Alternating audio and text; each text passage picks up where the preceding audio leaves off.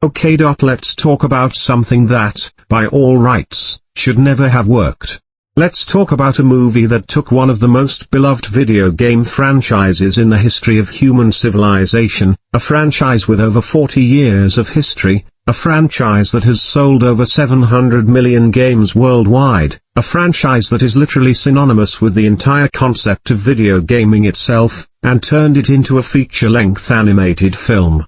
Now, if you're old enough to remember the 90s, those words probably just sent a cold shiver down your spine. Because we've been here before. We tried this once. In 1993. And the result, the infamous, critically eviscerated, universally mocked live-action Super Mario Bros. Movie, became such a legendary disaster that it basically set back the concept of video game adaptations by a solid decade.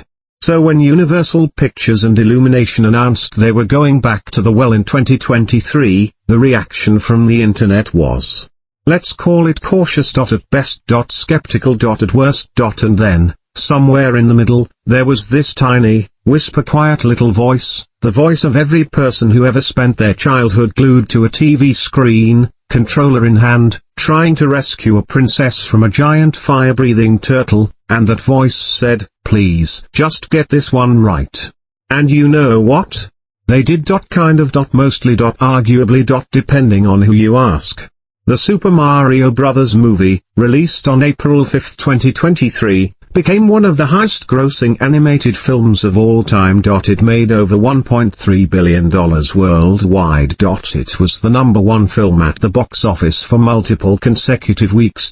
Kids lost their minds. Adults who hadn't touched a Mario game in 20 years found themselves unexpectedly emotional in a movie theater, surrounded by 7-year-olds in red hats. But here's the thing. Here's the question that makes this film genuinely interesting to analyze: is it actually a great movie? Or is it the world's most expensive, most polished, most lovingly crafted piece of nostalgia bait? Is there a difference? And does it even matter? Stick with me. Because I am going to take you through every single frame of this film. I'm going to break down the story, the characters, the themes, the technical craft, and the cultural moment that made this movie a phenomenon. And by the end, you're going to have a completely clear picture of what the Super Mario Bros. Movie actually is, and whether it deserves the enormous amount of love it's received. Let's go. Section 2, Movie Overview, Setting the Stage. Before we dive into the story itself, let's establish some context, because context matters enormously for understanding why this film was made the way it was made, and why it landed the way it landed. The Super Mario Bros. Movie was released on April 5, 2023, in the United States, though it had actually opened in Japan a few days earlier, on March 30th, which was a deliberate and deeply respectful nod to the franchise's Japanese origins. It was produced by Illumination Entertainment, the studio behind the Despicable Me franchise and the Minions movies, in partnership with Universal Pictures and Nintendo. And crucially, Nintendo was deeply, hands-on involved in the production. Shigeru Miyamoto himself, the legendary creator of Mario, served as a producer on the film. And that fact alone tells you almost everything you need to know about why the movie looks and feels the way it does.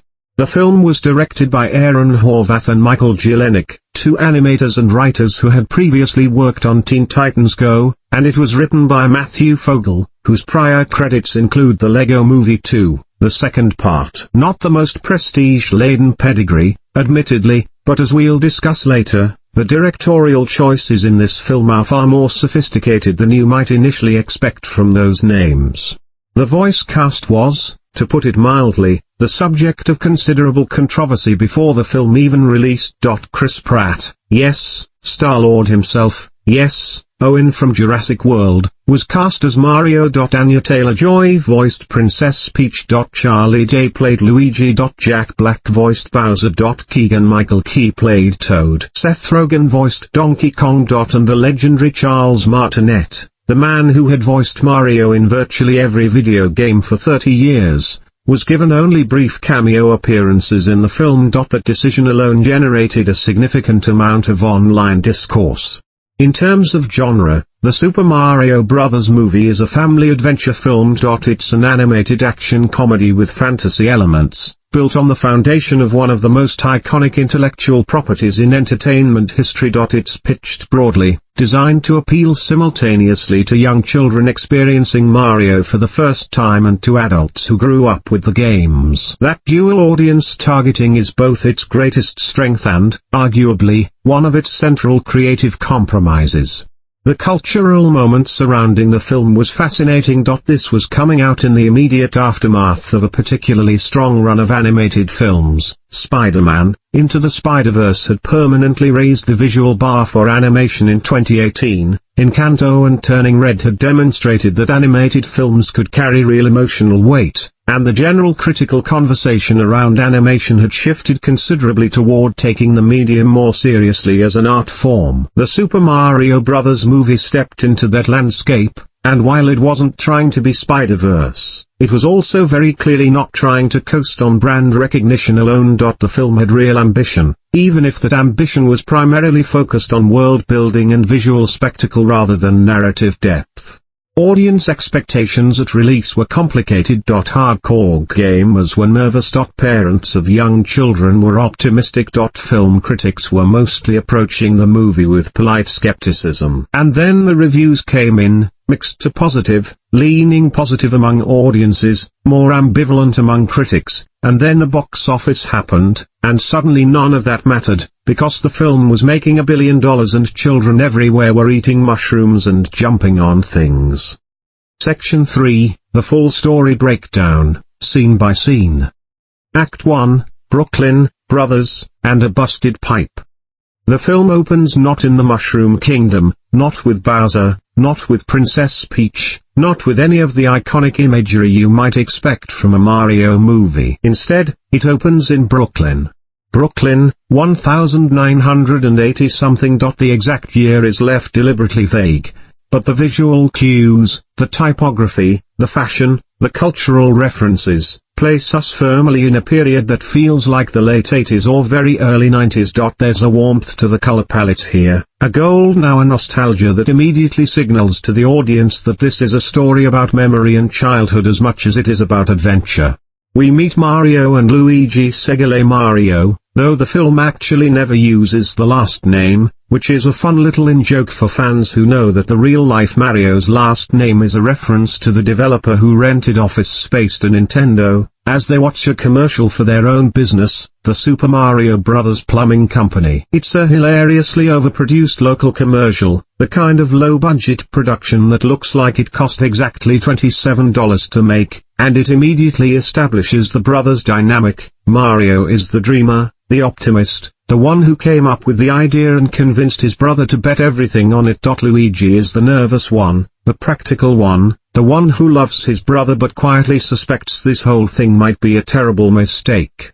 Chris Pratt's Mario is immediately, and this was a surprise to many people, not the stereotypical Italian-accented Mario of the games. This is a Brooklyn Mario. He sounds like Chris Pratt doing a vaguely New York accent, which is, look, it works better than you'd expect. We'll get into the performance analysis later, but the key point here is that the film is making a deliberate choice to ground Mario as a human being before he becomes a video game character. He has a family. He has pressure on him. He has a dream. That family is one of the film's genuinely underrated elements. Mario's family dinner scene is brief, maybe 5 minutes of screen time, but it does a lot of heavy lifting. His father is a well-meaning but dismissive skeptic. His mother is supportive but worried. His brothers razz him with the comfortable cruelty of siblings. And when Mario defends his dream, when he says something to the effect of "I know this is going to work, I just need a chance," there's a vulnerability there that's easy to overlook but actually quite beautiful. The brothers are, in the film's early going, a kind of underdog comedy duo. They get a call from a plumber customer, they rush to the job, they mess it up hilariously, and in the aftermath they discover a news report about a catastrophic water main break flooding the streets of Brooklyn. This, Mario realizes, is their moment. This is the job that will prove to the whole city, and to his family, that they belong in this business. So they grab their tools, they head into the Brooklyn underground, and they find the source of the flooding, a massive, ancient pipe that is somehow both totally mundane and faintly, inexplicably magical. There's a green glow emanating from somewhere deep within the pipe system. There's a sense of wrongness to the space, like the laws of physics are choosing to relax and take a coffee break. And then Mario, true to form, says something optimistic and probably unwise, and they go in.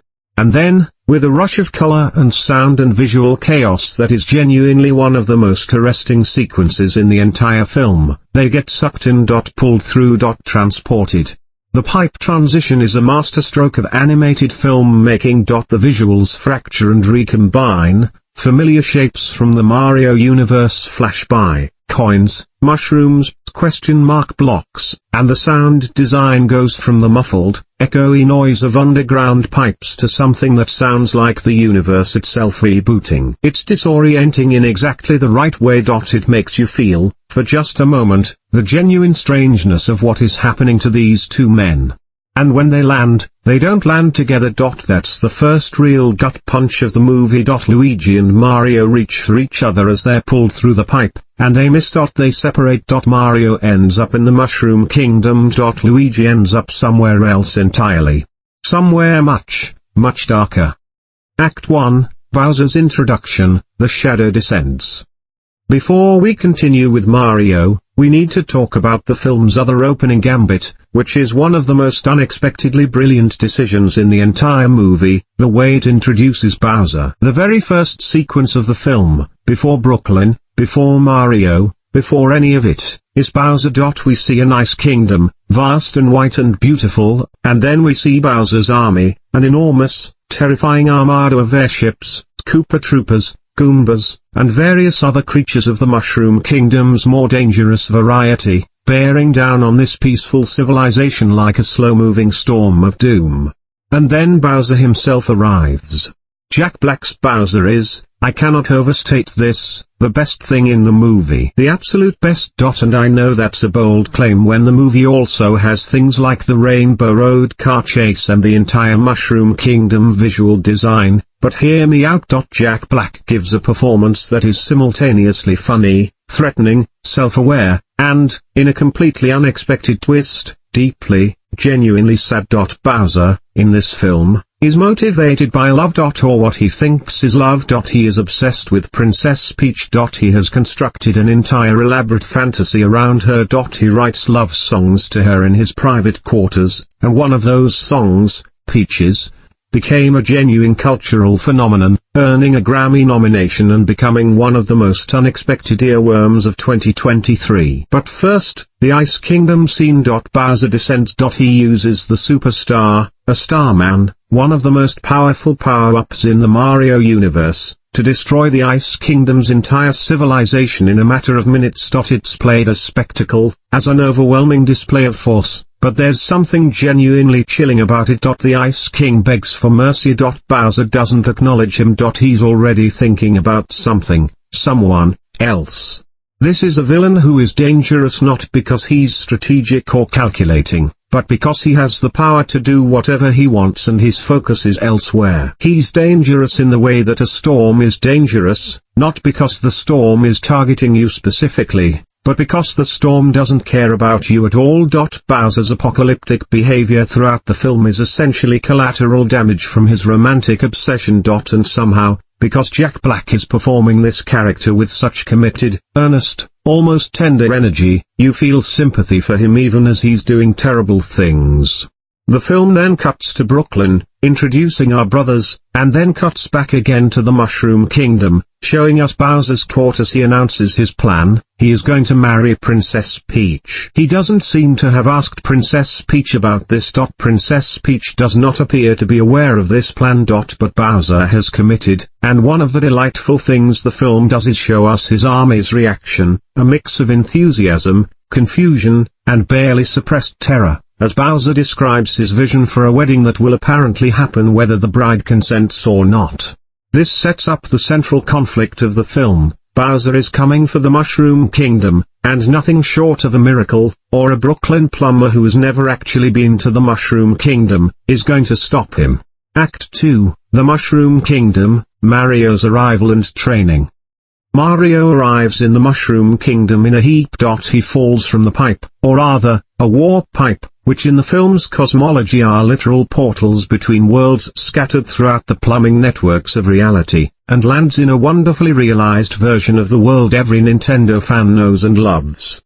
The Mushroom Kingdom is, visually, a triumph. The production design team clearly spent years playing every Mario game ever made and asking, what would this actually look like if it were a real physical space? The answer involves rolling green hills dotted with enormous mushrooms, brick and stone architecture that looks like someone took a medieval village and ran it through a pastel filter, and a sense of scale that feels simultaneously intimate and epic. The toads, short, fungus-headed inhabitants of the kingdom, bustle about their daily lives with the cheerful industriousness of people who have never experienced a single bad day and probably wouldn't recognize one if it wearing a sign.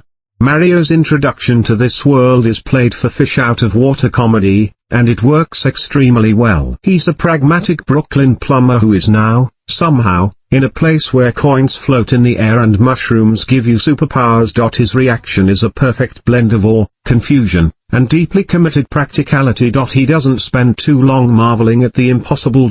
He needs to find his brother, and nothing, not floating platforms, not bouncing on the heads of Goombas, not even Princess Peach, is going to get in the way of that priority.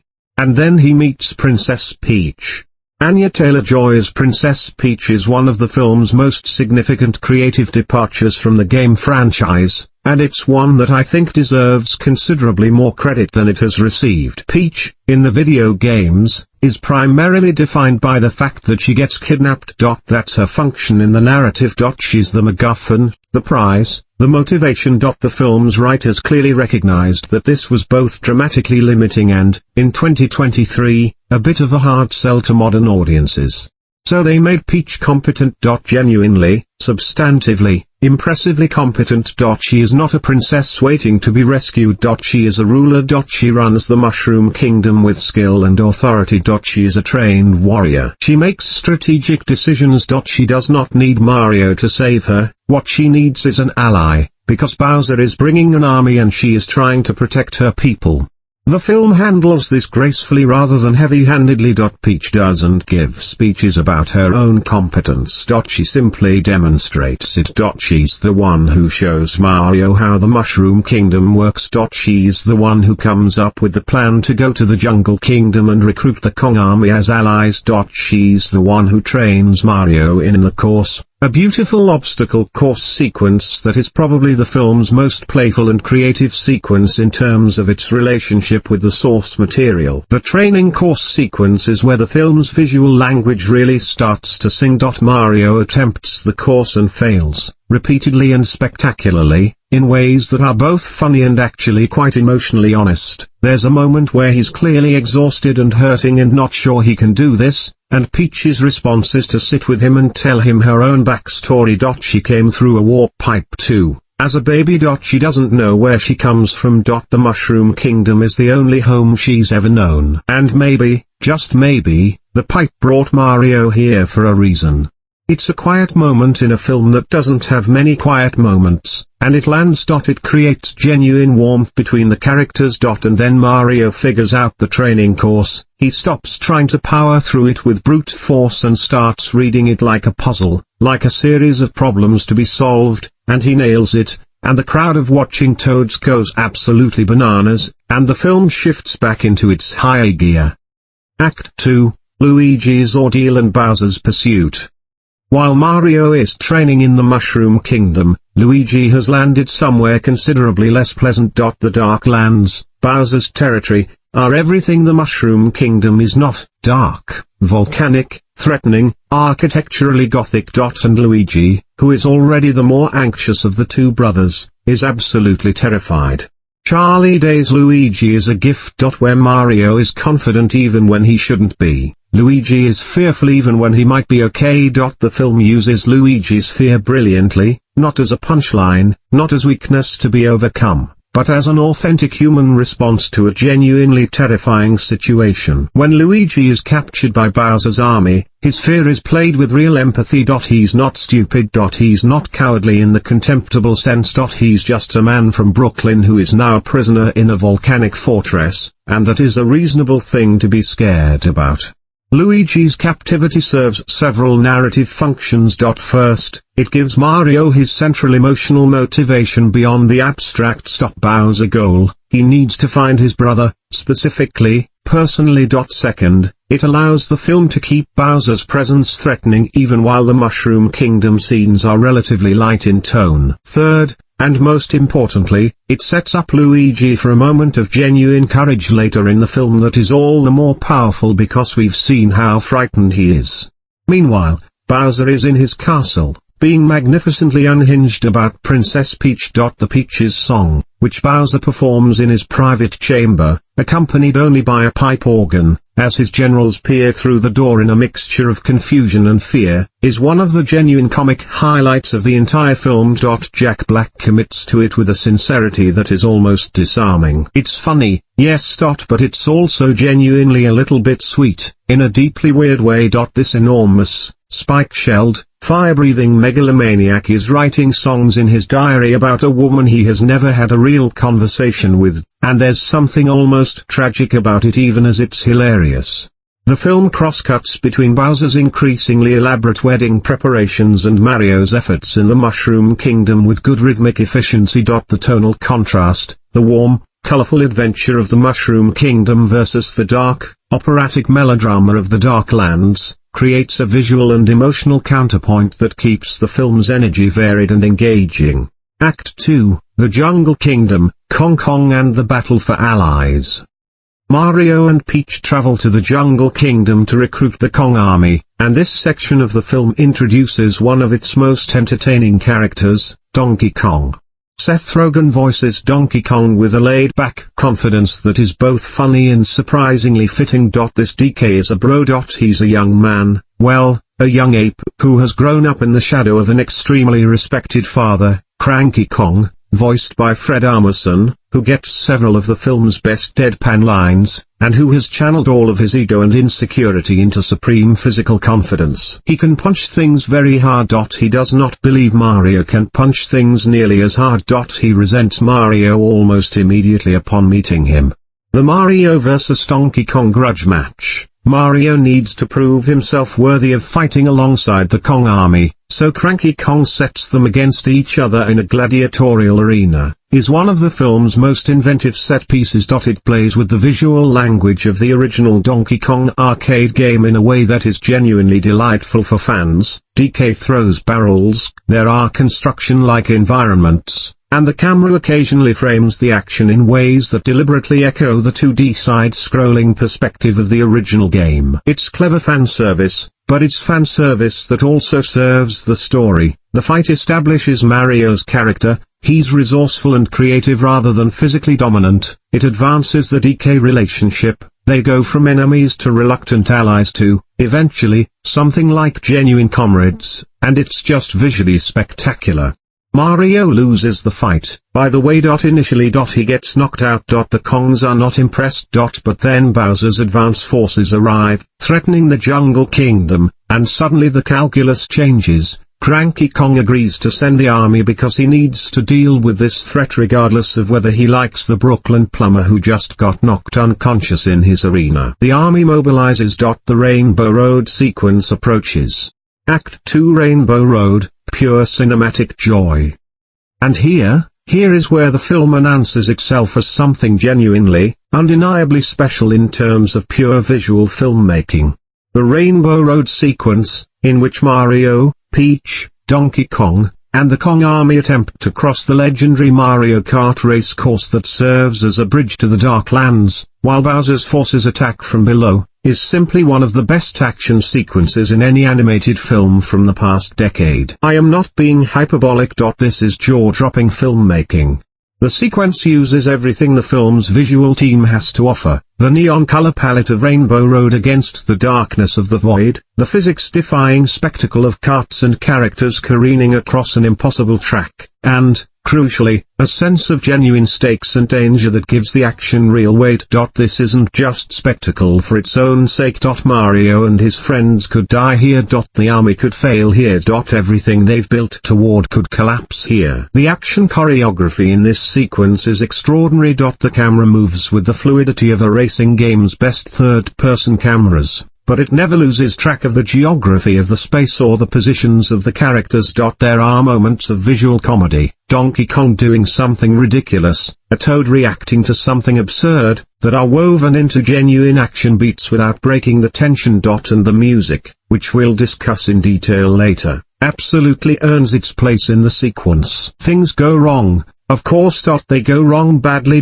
Bowser shows up personally. He does not send his generals, he comes himself, which immediately raises the threat level to an entirely different magnitude, and he brings an ice power that destroys the Rainbow Road Bridge. The army is scattered. Mario ends up separated, again, plunging into the darkness below, and the film hits its first genuine moment of emotional despair.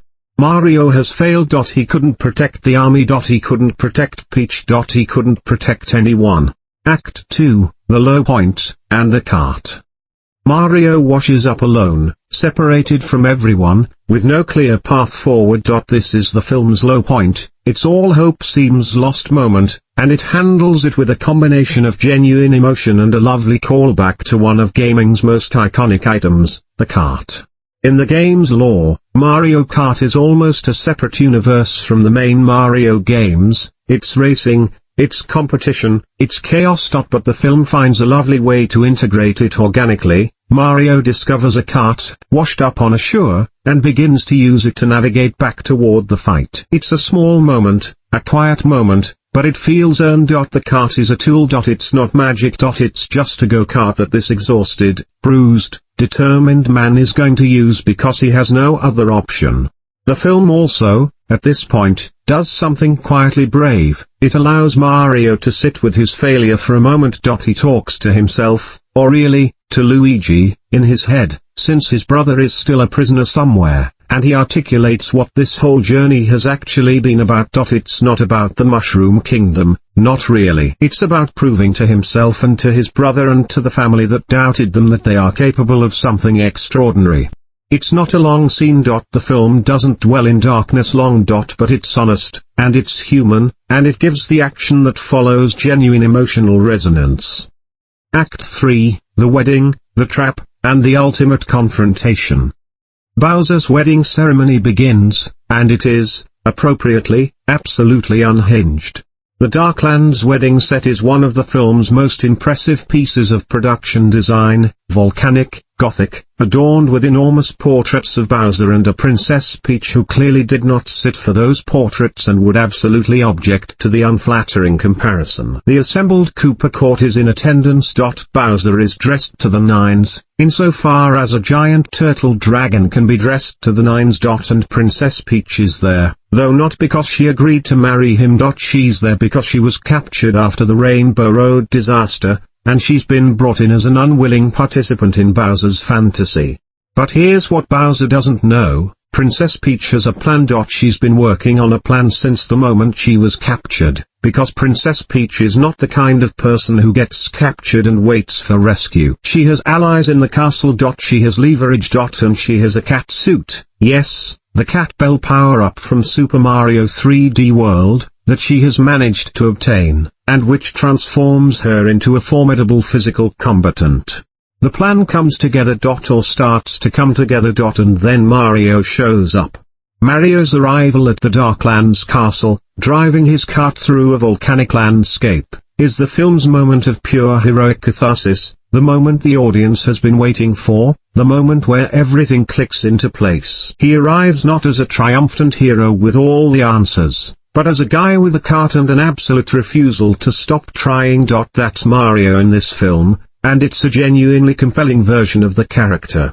What follows is the film's climactic battle sequence, which is structured in layers: Mario fighting Bowser's forces, Peach fighting Bowser's forces, Luigi, who has been working on his own courage in captivity, making a crucial move that frees the captured Kong army, and Donkey Kong, who has been dealing with his own complicated feelings throughout the film, arriving at exactly the right moment with exactly the right energy. The battle escalates. Bowser is not going to let this wedding be ruined. He has committed. He has prepared. He has planned for this. And he is willing to use the superstar, the same Starman he used to destroy the Ice Kingdom at the film's opening, to obliterate everything and everyone in his way, including, it seems, Princess Peach, who has now very definitively refused to marry him. There's a moment here that the film handles with real deftness. Bowser, having been rejected and humiliated, reaches for the most destructive power available to him, not out of strategy but out of devastation. He's not being evil as a calculated choice. He's lashing out from wounded feelings. And that makes him simultaneously more sympathetic and more terrifying. More sympathetic because we understand what's driving him, more terrifying because wounded feelings are not something you can negotiate with. Act 3, Mario's transformation and the final battle. The superstar. In the video games, the Starman is a temporary invincibility power-up, a flashing, spinning star that makes Mario untouchable for a few precious seconds. In the film, it becomes something considerably more consequential. The final battle hinges on the Starman in a way that is both faithful to the games and genuinely dramatically effective. Mario gets the star. Mario becomes, essentially, unstoppable. And the film commits fully to the visual language of the power-up. Mario flashes through the color spectrum, the music swells into a version of the Starman theme that is one of the most triumphant pieces of music in the entire film. And he takes the fight to Bowser with a ferocity that is earned by everything we've seen him go through. But here's what makes it interesting: even powered up, even essentially invincible, Mario doesn't beat Bowser through superior force alone. He beats him through the same quality he's demonstrated throughout the film: creativity. He uses the environment, he uses his understanding of the fight's physics, he uses his partnership with Peach and Luigi and DK, and he wins not because he became the strongest but because he became the best version of himself. The battle concludes back in Brooklyn, one of the film's most audacious choices. The final confrontation doesn't stay in the Mushroom Kingdom. It crosses back through the warp pipes and ends in Mario's home city, in Mario's home neighborhood, in the physical spaces he grew up in. And suddenly the themes of the film snap into sharp focus. This isn't a story about a plumber who went to a magical kingdom. It's a story about a man who had to go to a magical kingdom to discover what he was capable of, and who came home changed. The final battle in Brooklyn, Bowser, now under the influence of the combined power-up chaos, growing to enormous scale and threatening to level the city, is pure spectacle, and the film allows itself to go completely over the top here in a way that feels right. This is the crescendo. This is where everything pays off. And when Mario finally defeats Bowser, using a well-timed fire flower and everything he's learned, the payoff lands. The resolution: home, together. In the aftermath of the battle, the residents of Brooklyn, including Mario and Luigi's family, see what the brothers have done. Their father, who spent the opening of the film dismissing their dreams, looks at his sons with a new expression. Their mother cries. Their brothers react with the complicated mix of pride and jealousy and love that siblings always have. It's a brief scene. The film doesn't milk it. But it matters. Bowser is imprisoned in a tiny cage in the Mushroom Kingdom, a moment that doubles as a final, gentle gag and as a visual reminder that for all his apocalyptic menace, Bowser has, in the end, been reduced to something small. His obsession made him dangerous and his failure has left him diminished. Luigi, freed from captivity, is finally properly introduced to the Mushroom Kingdom and is immediately, overwhelmingly happy about it. Charlie Day's gleeful reaction is one of the film's most purely joyful moments. And Mario and Peach, the film, to its significant credit, does not give Mario and Peach a romantic conclusion. They don't kiss. They don't declare love for each other. They smile at each other with warmth and clear mutual respect, and that's exactly the right choice. This is Mario's origin story. The relationship is where it needs to be for a first chapter. The film's final scene returns to the warp pipe. Mario looks at it. The Mushroom Kingdom is calling. And with a grin that is absolutely pure Chris Pratt, he jumps in. We hear the iconic coin collection sound, and we cut to black. The post-credits scene, which sets up future films with the introduction of Yoshi emerging from an egg, is the cherry on top. The franchise is alive. There will be more. And somehow, improbably, wonderfully, you find yourself wanting it. Section 4, Character and Performance Analysis. Mario, Chris Pratt and the Art of the Grounded Hero. Let's address the elephant in the room, or rather the plumber. Chris Pratt as Mario was, before the film's release, the most controversial casting choice in recent animated film memory. The internet had opinions. Strong opinions. And there were legitimate questions being asked. Charles Martinet had defined the character's vocal personality for 30 years, and the decision to cast a major Hollywood star in a Brooklyn-inflected performance seemed to prioritize name recognition over authenticity. Having watched the film, I think the truth is more complicated than either the defenders or the critics initially suggested. Pratt's Mario is not the Italian caricature Mario of the games, and the film makes no attempt to pretend otherwise. What Pratt brings to the role is something different, a specific kind of American underdog authenticity. This Mario is a working-class guy trying to prove himself, and Pratt's earnestness, which has always been his most powerful tool as a performer, actually serves that characterization quite well. Is it the most technically impressive voice performance in the film? No. Jack Black and Charlie Day are clearly having more fun and bringing more texture to their roles. But Pratt grounds the film in a way that matters. He makes Mario feel like a real person rather than a mascot, and that decision, whether it was the right one or not, was clearly intentional and serves a specific narrative purpose. Mario's psychological arc is essentially about the relationship between potential and self-belief. He has the ability, we see it throughout the film, in the creativity and determination he shows, but he has been told, implicitly and explicitly, that he's not quite enough. His father's dismissal, his city's mockery of the commercial, his failure in the arena fight with DK, all of these are external confirmations of the internal voice that every ambitious person recognizes, the voice that says, "Who do you think you are?" Mario's journey is about silencing that voice. Not by being told he's special, but by choosing, repeatedly, to keep going anyway. Princess Peach, the reinvention of a cultural icon. Anya Taylor-Joy as Princess Peach is the film's most important creative reimagining, and I would argue it's also its most successful. The challenge of writing Princess Peach for a modern audience is significant. The character has 40 years of narrative history that defines her almost entirely in terms of victimhood, and any attempt to overwrite that history with a suddenly competent Peach risks feeling both belated and condescending. The film's solution is elegant. They don't overwrite her history. They contextualize it differently. Peach is competent because she has had to be. She arrived in the Mushroom Kingdom as a lost child, found by toads who raised her but who couldn't protect her from a world of threats that was too big for them to handle. She became strong because strength was the only option available to her. Her competence isn't a statement about feminism. It's a logical character trait that emerges from her specific history. Taylor-Joy voices the character with a precision and control that matches the character's defining quality. She is measured, deliberate, always slightly ahead of the situation. There's warmth there, particularly in her scenes with Mario and with Toad, but it's warmth that coexists with capability rather than replacing it. This is one of the best performances in the film, delivered with real care.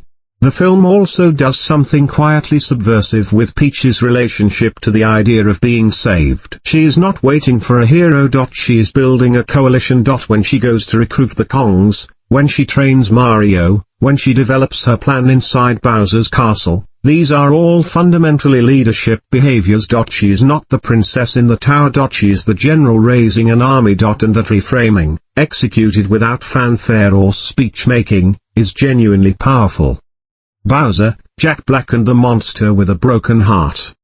Jack Black's Bowser is, without question, the film's MVP, and the reason he's the MVP is that he is doing something considerably more difficult than simply voicing a villain. He is making a villain sympathetic without making him less villainous. Bowser's psychological profile is actually quite interesting when you examine it closely. He is a being of almost unlimited power who has channeled that power entirely toward the acquisition of love. Specifically, the love of a woman who doesn't know he exists as anything other than a threat. His wedding preparations, his love songs, his elaborate fantasies about a life with Peach, these are all behaviors of a person who is fundamentally lonely and has no healthy outlet for that loneliness. The film is smart enough not to excuse his behavior. Bowser destroys civilizations. He terrorizes people.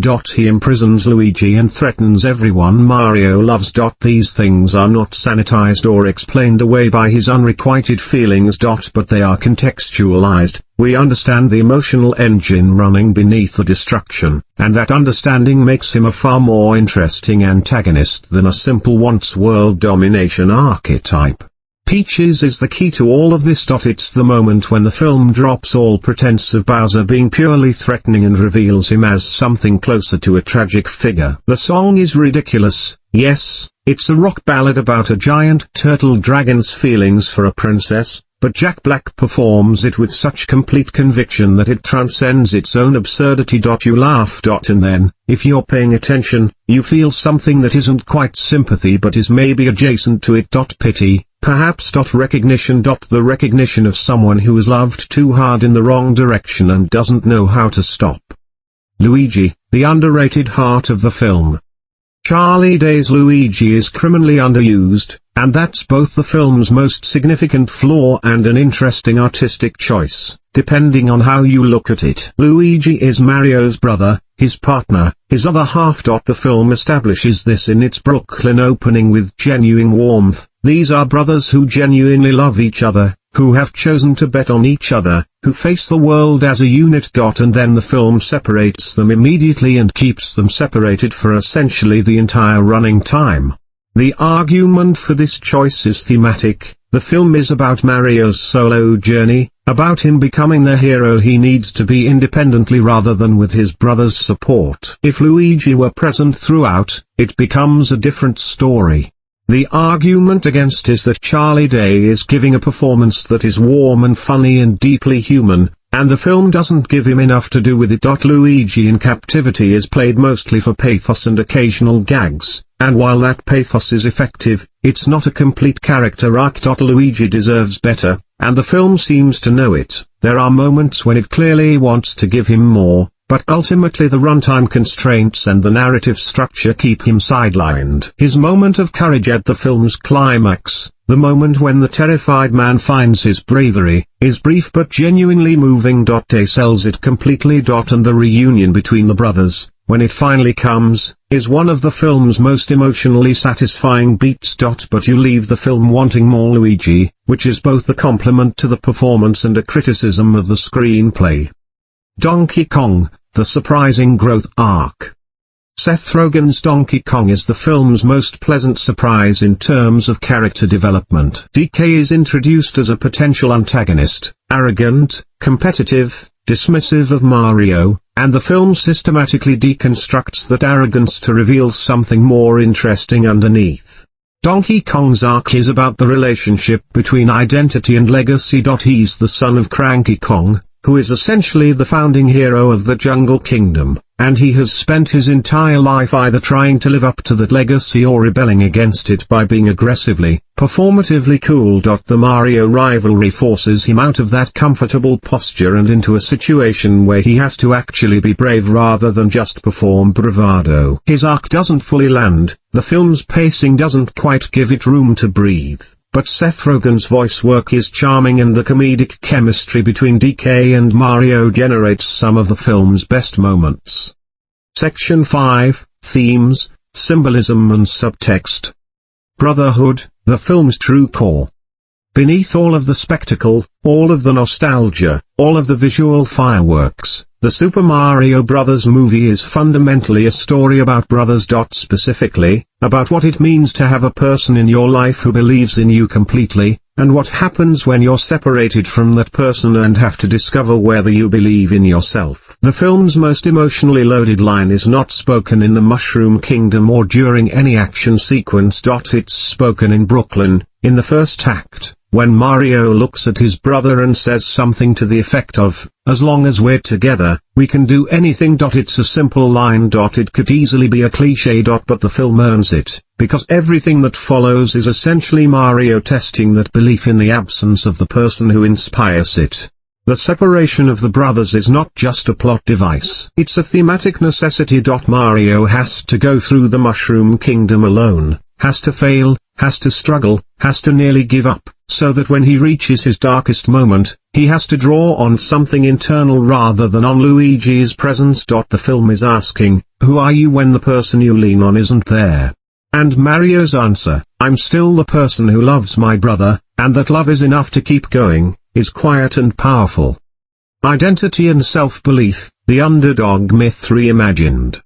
The Super Mario Bros. Movie is, at its core, an underdog story. This is one of the most ancient and universal storytelling structures in human culture. The person who has been told they are insufficient discovers that they are extraordinary, and the film uses it with real craft. What distinguishes the film's version of this story from the generic template is the specificity of Mario's doubt. He's not doubting himself because he's objectively inadequate. He's doubting himself because the people he loves and respects have told him, repeatedly, that his dreams are too big for his abilities. His father's dismissal is not cruel, it's worried, practical, loving in its own misguided way, but it leaves a mark. Mario has internalized the question, am I actually good enough? Or am I just too stubborn to see my own limitations? The film's answer is sophisticated rather than simple. Mario is good enough, but not because he was born special or because he had some dormant superpower waiting to be unlocked. He's good enough because he refuses to define himself by other people's assessments of him. The film is not about discovering hidden greatness. It's about choosing, despite everything, to keep trying. That's a meaningfully different message. The question of home. The warp pipe is, symbolically, one of the film's richest images. In the video games, warp pipes are simply fast travel shortcuts, practical tools for moving between areas quickly. In the film, they're portals between worlds, between identities, between versions of yourself. Mario goes through the warp pipe and becomes something he couldn't have become in Brooklyn. The Mushroom Kingdom is not just an adventure destination, it's a space of transformation, a place where the rules of his ordinary life don't apply and where he can discover what he's actually made of. This is a classic literary structure, the hero's journey, the descent into the underworld, the passage through liminal space, but the film uses the game's visual language to literalize it in a way that feels fresh. More interesting is Peach's relationship to the same image. She came through a warp pipe as a baby, and she has no memory of wherever she came from. The Mushroom Kingdom is her home, but it's also a home she chose rather than one she was born to. There's something quietly poignant about her story. She is a person without an origin who has built an identity from scratch, and it rhymes in interesting ways with Mario's own journey of self-definition.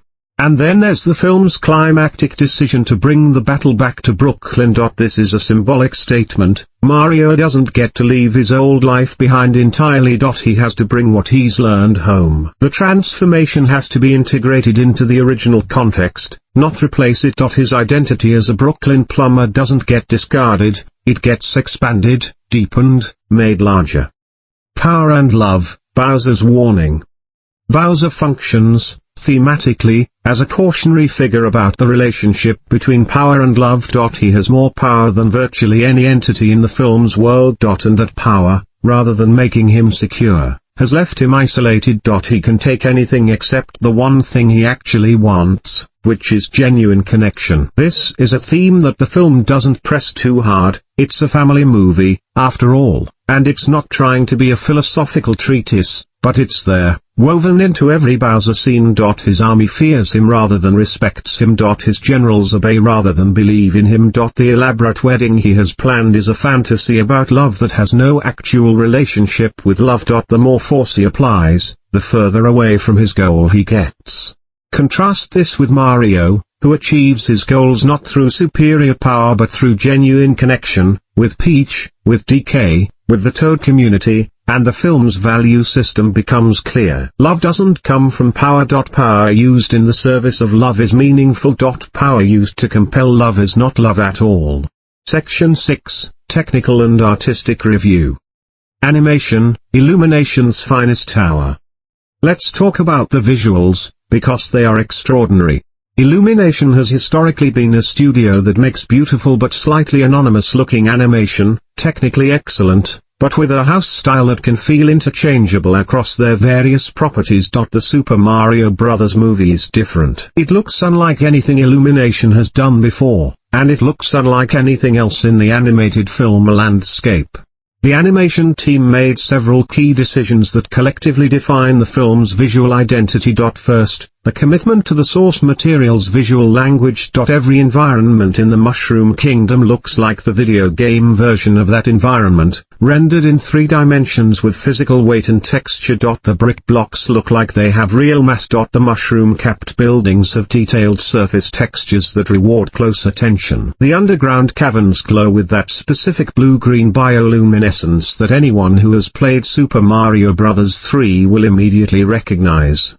Second, the decision to make the action sequences operate in a fundamentally different visual register from the quieter character scenes. When the film is doing character work, the family dinner, the training course conversation between Mario and Peach, the Bowser love song, the animation is relatively restrained, focused on facial expression and small physical gestures. When the film shifts into action mode, the Rainbow Road sequence, the final battle, the camera and animation go completely wild in a way that is clearly influenced by the kinetic energy of the best theme park rides. Third, the color. The Mushroom Kingdom is saturated with color in a way that feels intentional rather than garish. These are not realistic colors, they are heightened, elevated, operating on a frequency that feels like a memory of something beautiful rather than a representation of something real. And the contrast with the dark lands, desaturated, volcanic, everything tinted in the reds and blacks of Bowser's aesthetic, is sharp and effective. Music and sound design, Brian Tyler's score. The film's score was composed by Brian Tyler, and it represents one of the most intelligently designed video game-to-film musical adaptations in the history of the medium. Tyler faced an almost impossible challenge. Mario's music is iconic. Koji Kondo's original compositions are some of the most recognizable pieces of music in the world. How do you honor that material while still creating something that works as a cinematic score?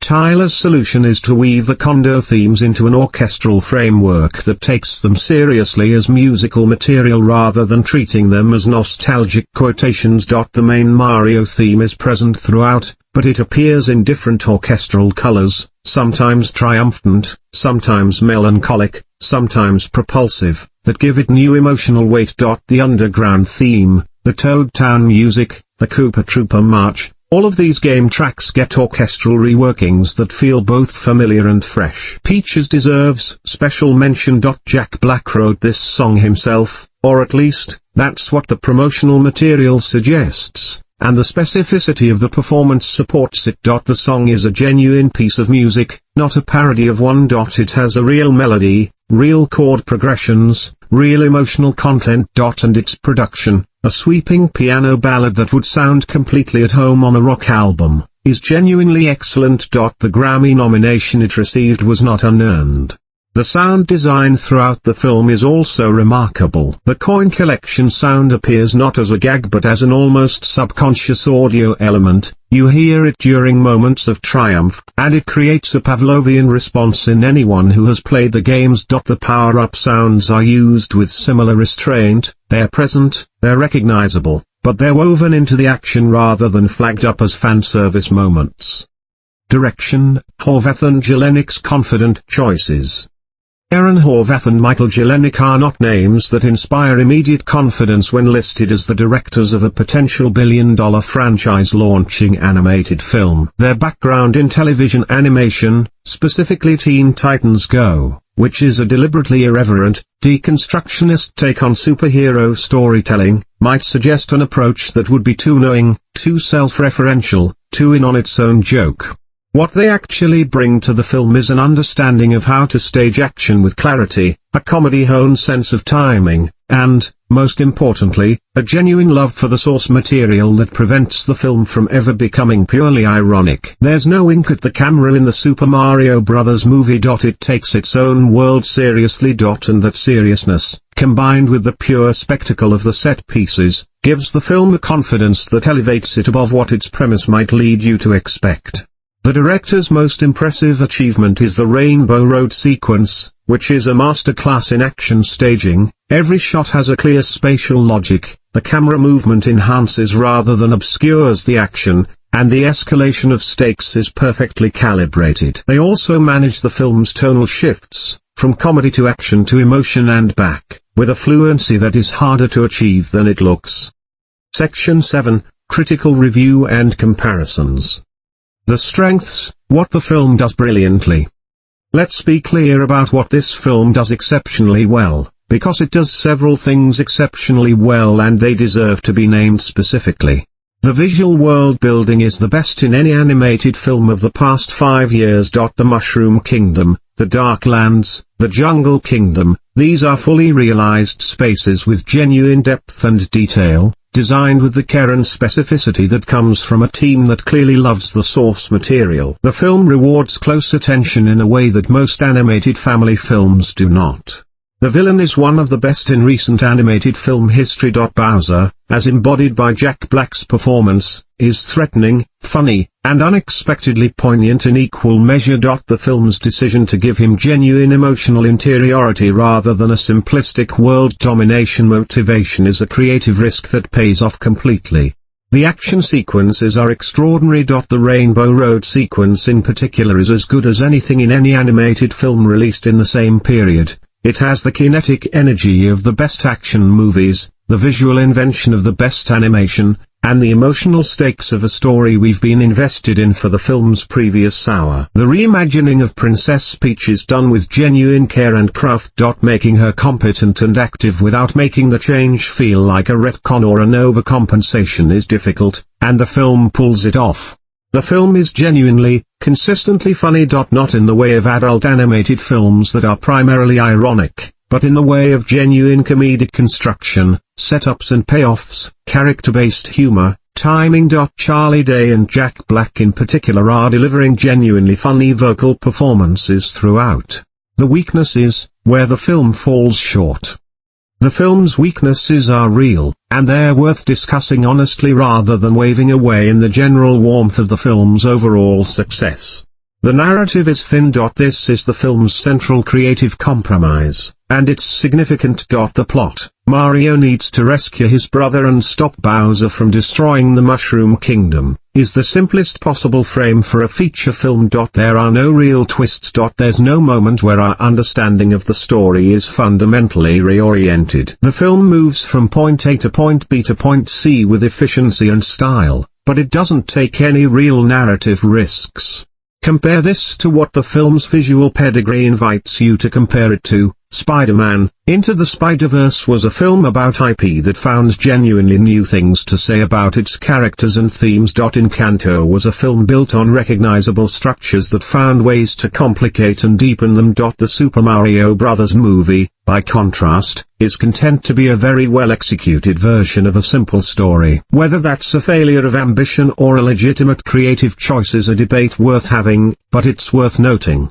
Luigi's underuse is a genuine flaw. The film establishes him as a character worth investing in and then sidelines him for most of its runtime. His captivity in the Dark Lands is used primarily as a source of worry for Mario rather than as an opportunity to develop Luigi's character. And in a film that is explicitly about brotherhood, the choice to keep the brothers apart for almost the entire story feels like a missed opportunity. The film occasionally prioritizes fan service over story logic. There are moments, and the Mario Kart sequence on Rainbow Road is the primary example, where the film seems to be checking items off a list rather than earning the moments organically. The Rainbow Road sequence is visually spectacular, but it requires a fairly significant amount of convenient narrative setup to get there, and if you examine the story logic closely, it starts to look a little thin. Chris Pratt's performance, while better than many predicted, is not quite the performance the film deserves at its center. He's adequate, committed, and often charming, but the character work in the film's emotional moments requires a subtlety that he doesn't always bring. The performance does the job without elevating it. Comparisons, where the film sits in the landscape. The obvious comparison is Spider-Man, Into the Spider-Verse, and it's a comparison that does the Super Mario Bros. Movie some damage. Spider-Verse was a film that redefined what animated filmmaking could be, not just visually but narratively and thematically. It was about something. It had genuine emotional depth. It took a beloved IP and used it to explore questions about identity and belonging that had real weight and resonance. The Mario movie is not Spider-Verse. It's not trying to be. But the comparison is relevant because both films are adapting major entertainment properties into animated features, and the gap in narrative ambition between the two is notable. A more flattering comparison is to the Lego Movie, another film that took what seemed like a shameless IP cash grab premise and turned it into something warm, funny, visually inventive, and emotionally satisfying. Like the Lego Movie, the Super Mario Bros. Movie works better than its elevator pitch suggests it should. Like the Lego Movie, it achieves its goals with real craft and leaves the audience with genuine affection rather than hollow satisfaction. And like the Lego Movie, it sets up a world that you immediately want to spend more time in. In the broader context of video game adaptations, the Super Mario Bros. Movie sits at the absolute top of the quality spectrum, which, admittedly, has not been a particularly competitive field historically. It is incomparably better than the 1993 live-action version. It is better than the Sonic movies, though those have their own specific charm. It is the best feature film adaptation of a video game property in terms of fidelity to the spirit and aesthetics of the source material. In the context of animated family films more broadly, it's a very good film that stops short of being a great one. It's in the second tier, above the average, below the extraordinary. It's better than most, not as good as the very best. Section 8, The Final Verdict, and What IT Means. The overall message. Here's what I think the Super Mario Bros. Movie is actually about, at its deepest level, underneath the Rainbow Road and the Peaches song and the absolutely magnificent Bowser. It's about the relationship between love and courage. Not romantic love, though that's in there too. It's about the love that makes you brave, the love for a brother, a home, a community, a dream, and how that love can be the thing that carries you through the moments when your own belief in yourself isn't quite enough. Mario doesn't save the Mushroom Kingdom because he's special. He saves it because he won't stop trying, and he won't stop trying because he loves his brother too much to give up. That's it. That's the whole movie. And it's a genuinely beautiful message, delivered with enough craft and heart to land even through the noise of the spectacle. The film is also, implicitly, about the nature of creativity and play. The Mushroom Kingdom is essentially a world made of video game logic, and the film embraces that rather than apologizing for it. Power-ups, warp pipes, question mark blocks, bonus worlds. The film takes all of these elements and treats them with the kind of love and seriousness that a child playing a game feels for that game. It's an act of creative respect. And for anyone who grew up with these games, that respect is deeply felt. Who is this movie for? The honest answer is that this movie is for everyone, but not in equal measure. For children under the age of 12, this film is going to blow their minds. The colors, the action, the humor, the characters, it's calibrated perfectly for that audience. It's not condescending to kids, it doesn't talk down to them, but it is made with their experience as the primary consideration. A 7-year-old who sees this movie is going to want to play the games, wear the hat, and jump on things for a solid month afterward. For adults who grew up with Mario, The film is going to work on multiple levels simultaneously, and the nostalgic level is going to be powerful. There are dozens of references, callbacks, and visual gags that are specifically designed for people who have years of Mario gaming experience, and they land with a particular emotional warmth that's hard to describe. It's the feeling of seeing your childhood treated with genuine care and respect. For many viewers, this film is going to be unexpectedly emotional in ways that have nothing to do with the story and everything to do with personal history. For people who came to this film as a piece of cinema rather than as a piece of IP, the film is going to be satisfying but limited. The narrative is too simple, the thematic work too light, to fully satisfy someone who is looking for a film that pushes its medium forward. It's a very well-made genre piece, not a work of art. For parents taking children to the theater, this is genuinely one of the best options available. It's funny, it's exciting, it's visually stunning, it has a good message, and it has enough adult accessible humor and enough narrative craft to keep you engaged rather than just tolerating the experience. This is not a movie you endure. It's a movie you enjoy. The cultural significance. Beyond the film itself, the Super Mario Bros. Movie matters for what it represents in the culture. It represents the moment when video game adaptations stopped being considered an inherently degraded art form. For decades, the conventional wisdom in Hollywood was that video game movies were destined to fail, that the interactivity that made games compelling was fundamentally incompatible with the passivity of cinema, and that any attempt to bridge the two worlds would inevitably result in something that satisfied neither gamers nor moviegoers. The Super Mario Bros. Movie's billion-dollar success has permanently changed that conversation. It has demonstrated that when a video game adaptation is made with genuine love for the source material, genuine craft in the filmmaking, and genuine respect for the audience, it can work, not just commercially, but artistically. The video game adaptation as a cinematic form has been rehabilitated. The path is now open for more, and better, attempts.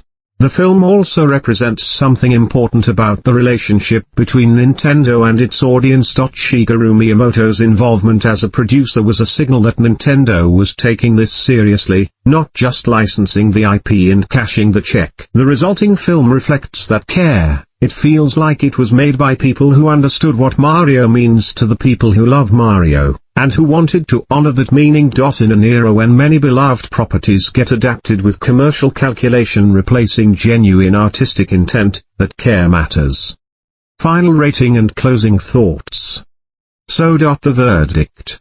The Super Mario Bros. Movie is, by any reasonable measure, a triumph of animated filmmaking and IP adaptation. It takes one of the world's most beloved and visually specific intellectual properties and translates it to the screen with fidelity, craft, and genuine affection. It creates a world you want to live in. It gives you characters worth caring about. It makes you laugh repeatedly and moves you unexpectedly. And it does all of this while being one of the most visually spectacular animated films in recent memory. It is not a perfect film. The narrative is too thin, Luigi is too sidelined, and the film's ambition is primarily visual and world-building rather than narrative or thematic. It is not Spider-Verse. It is not trying to redefine what animated cinema can be. It is trying to be the best possible version of a movie about Mario, and it largely succeeds on those terms. On a scale of pure entertainment, 9 out of 10. It is an extraordinarily enjoyable film that delivers everything it promises and quite a bit more. On a scale of cinematic art, 7 out of 10. The visual art is extraordinary, the character work is mostly excellent, but the narrative and thematic work don't match the ambition of the film's aesthetics. Overall, taking both into account, 8 out of 10. A genuinely great film in the context of family animation and video game adaptations. A very good film in the broader context of cinema. And, perhaps most importantly, a film that earns the love it has received from the millions of people who grew up with these games and needed someone to treat them, and their childhood, with genuine care. The coin sound is in my head as I type this. That's the sign of a movie that got something right.